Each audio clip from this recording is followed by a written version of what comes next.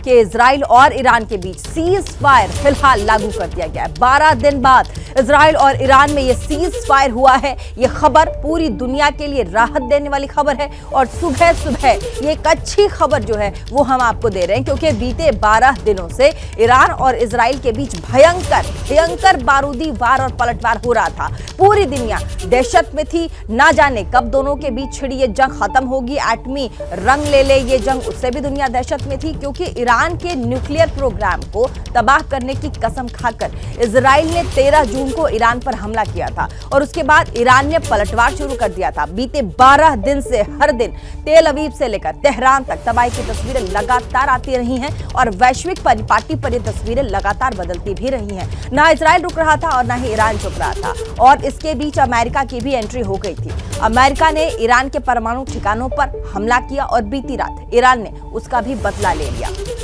Qatar, Iraq और Syria में अमेरिकी मिलिट्री बेस को निशाना बनाते हुए कई मिसाइलें ईरान ने दागी हैं, लेकिन अब इस खौफनाक बारूदी खेल पर सीज फायर का ब्रेक लगा है। अमेरिका के राष्ट्रपति डोनाल्ड ट्रंप ने बीती रात तकरीबन 3:30 बजे के आसपास सोशल मीडिया पर एक शांति दूत बनकर पोस्ट शेयर किया और उस पोस्ट को साझा किया कि ईरान और इजराइल दोनों 12 दिन से जारी इस युद्ध को खत्म करने पर राजी हो गए और अब यह खबर है कि ईरान और इजराइल के बीच सीज फायर लागू हो गया है। और उसके बाद ये जो पूरा का पूरा देखिए, अब ये जो युद्ध था जो तीसरे विश्व युद्ध की तरफ मुड़ता नजर आ रहा था, लोग घबराए हुए थे कि कब ये परमाणु हथियार ये दोनों देश अपना लें।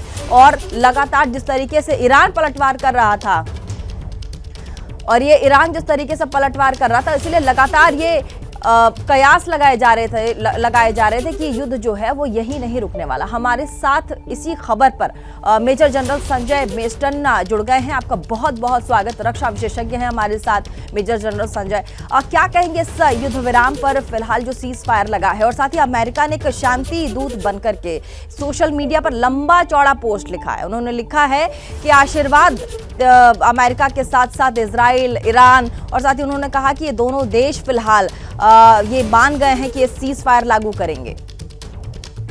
और देखिए, जब से ये लड़ाई चालू है, पता नहीं मेरे जितने भी विश्लेषण मैंने जहां किया, मेरा तो यही सोच था कि ये लड़ाई ज्यादा लंबी नहीं चलेगी और जल्दी खत्म हो जाएगी।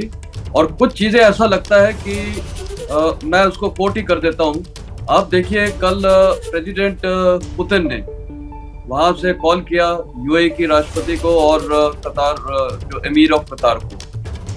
रात ही को 9 बजे के आसपास पूरे चैनल्स में आ रहा था कि कतार एयरवेज ने या कतार ने अपनी एयरलाइन सारी बंद कर दी है और वहां पर एयर स्पेस बंद कर दिया है। हाँ, एयर स्पेस बंद कर दी है। तो ये सारे हिंट्स थे कि कुछ होने वाला है और ये एक एडजस्टमेंट के तौर पे, या मैं बोलूंगा सब ऐसा किया जाएगा कि सबके लिए एक फेस सेविंग डिवाइस हो जाए। फेस सेविंग वो बहुत जरूरी है और सब अपनी विक्ट्री क्लेम कर सके। जैसे आपने देखा पाकिस्तान ने ऑप सिंदूर में इतनी बुरी हार लेते हुए भी किस प्रकार ढिंडोरा पीटा, लोगों से सेलिब्रेशन करवाए कि हम एक नोशन ऑफ विक्ट्री जिसको मैं बोलता हूँ उसके बारे में उन्होंने प्रोजेक्ट किया।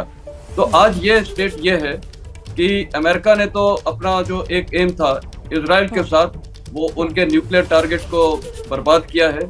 वो भी एक अलग बात है कि कितना बर्बाद हुआ है। उसमें भी मेरे को कुछ स्टेज मैनेज ये लगता है कि 19 और 20 तारीख को 16 ट्रक्स वहां खड़े हुए थे पर्दों के बाहर और वहां से सारा सामान निकाल रहे थे। तो वो जाहिर है कि वहां से एनरिच्ड यूरेनियम तो शायद निकाला गया है। अब ये क्यों निकाला और ये फोटोग्राफ्स भी, वीडियोस भी क्यों दिखाई है, ये अमेरिका ही नहीं दिखाई है। उनका जो मैक्स वो है तो उन्होंने ये फोटोज भी दिखाई है, ये वीडियोस 19 ट्रक, ये 16 ट्रक की। तो कहने का मतलब है ये कुछ ऐसा लग रहा था कि ये कुछ सेटिंग्स हैं, लेकिन जो होम क्राउड है, American home crowd, Israeli home crowd और ईरानियन होम क्राउड, इनको भी कुछ एक सेंस ऑफ विक्ट्री देना है, अचीवमेंट देना है।